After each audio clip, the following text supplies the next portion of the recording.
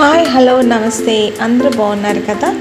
ఇడ్లీ అంటే అందరికీ ఎంతో ఇష్టం. ఎంత ఇష్టం అంటే చెప్పలేనంత. నోట్లో వేసుకుంటే మృదువుగా వెన్నలాగా కరిగిపోతుంది అన్నమాట. అది చేసిన ఆ చెయ్యికే తెలుస్తుంది ఆ వంట మహత్యం.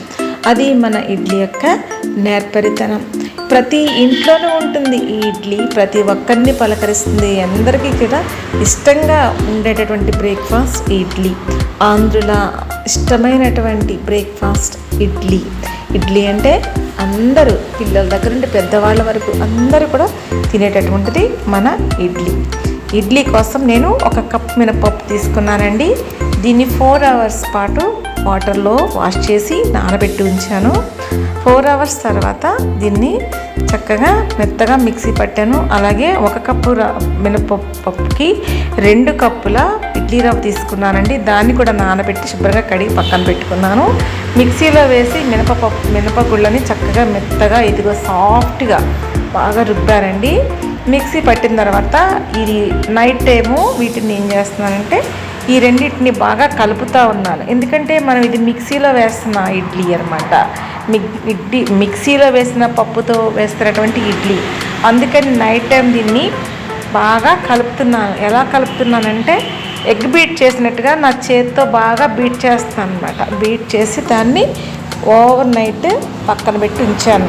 అలా పెట్టి ఉంచడం వల్ల మన పిండి తర్వాత రోజు ఇడ్లీ వేసుకోవడానికి చక్కగా పులిసి పెర్ఫెక్ట్గా ఉంటుంది అన్నమాట. ఇడ్లీ కూడా చాలా మెత్తగా సాఫ్ట్గా వస్తుంది.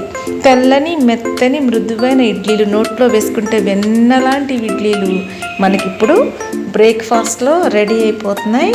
మనం ఎంత ఈజీగా చేసుకోవచ్చు అంటే ఇదిగో ఇడ్లీ మోసలు ఇవి. ఈ ఇడ్లీ పాత్ర తీసుకున్నాను. ఈ ఇడ్లీ పాత్ర తీసుకొని నేను దీనిలోనికి ఫస్ట్ ఒక గ్లాస్ వాటర్ పోసి దీన్ని ఫస్ట్ గిన్నె పొయ్యి మీద పెట్టి వేడి చేస్తున్నాను. ఇడ్లీ మోసల్లో ఇడ్లీ వేసుకుంటున్నాను అనమాట. మనం చిన్న ఇడ్లీలు కావాలంటే పిండి తక్కువ వేసుకోవచ్చు. లేదు మనకి పెద్ద ఇడ్లీలు, ఇంట్లో అందరం పెద్దవాళ్ళమే ఉన్నామనుకుంటే పెద్ద ఇడ్లీలు గరిటెడు పిండి వేసి పెద్ద ఇడ్లీలు కూడా చేసుకోవచ్చు. నేనైతే మీడియం సైజ్ ఇడ్లీలు వేస్తున్నానండి. వేసి వీటిని పొద్దుటైన తర్వాత ఈ మినపపిండిని శుభ్రంగా కలిపి దానిలోని కొంచెం సాల్ట్ యాడ్ చేశాను. సాల్ట్ యాడ్ చేసి ఇదిగో ఈ విధమైన కన్సిస్టెన్సీలో పిండిని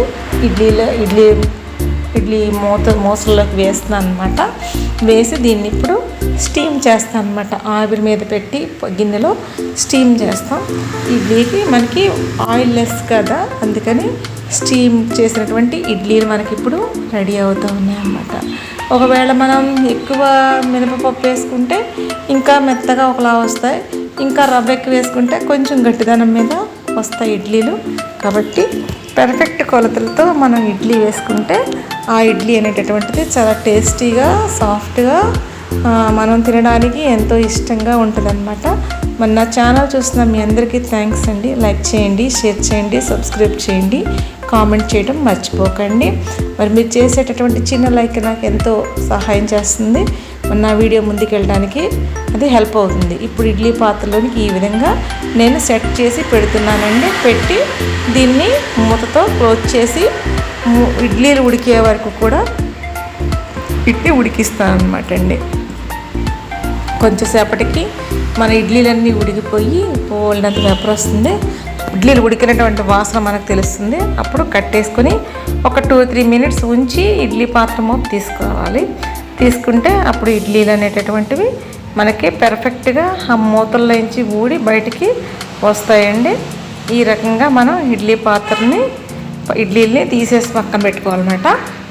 పెట్టుకొని మన ప్లేట్స్లోకి వేసుకుంటే మనకి టేస్టీ ఇడ్లీలు తయారవుతాయి.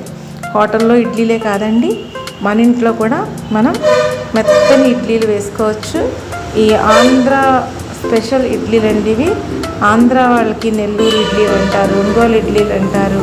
మరి రకరకాల ప్లేసెస్లో వీటిని ఎంతో ఫేమస్ ఇడ్లీలు అని చెప్తారు. కానీ వీటిని మంచి పర్ఫెక్ట్ కొలతలతో మంచి మినపగుళ్ళతో మనం ఇంట్లో అంతకంటే రుచికరంగా మనం చేసుకోగలం. కాబట్టి అందరికీ ఇక్కడ ఈ వంటలు చేయడం అనేటటువంటిది నేర్చుకోవాలి. చిన్న వంట పెద్ద వంట, చిన్నవాళ్ళు పెద్దవాళ్ళని లేదు, అందరూ వంట చేసడం నేర్చుకోవాలి. ఆరోగ్యవంతమైన వంట అందరికీ మరి అది ఆమోదయోగ్యం అన్నమాట. ఇది వేరుశనగ మరి పచ్చెనగపప్పుతో చేసినటువంటి కొబ్బరి చట్నీ. దీని మీదకి కారప్పొడి వేసుకొని తింటా ఉంటే 3 ఇడ్లీలు కాదండి, ఎన్ని ఇడ్లీలైనా ప్రతి ఒక్కళ్ళు కూడా తినగలుగుతారు. ఆహారం వండుకొని తినేటప్పుడే దానిలో ప్రత్యేకత ఉంది. వండుకోవడం అనేటటువంటిది ఒక డెడికేషను, ఒక ప్యాషన్గా దాన్ని చేయాలి.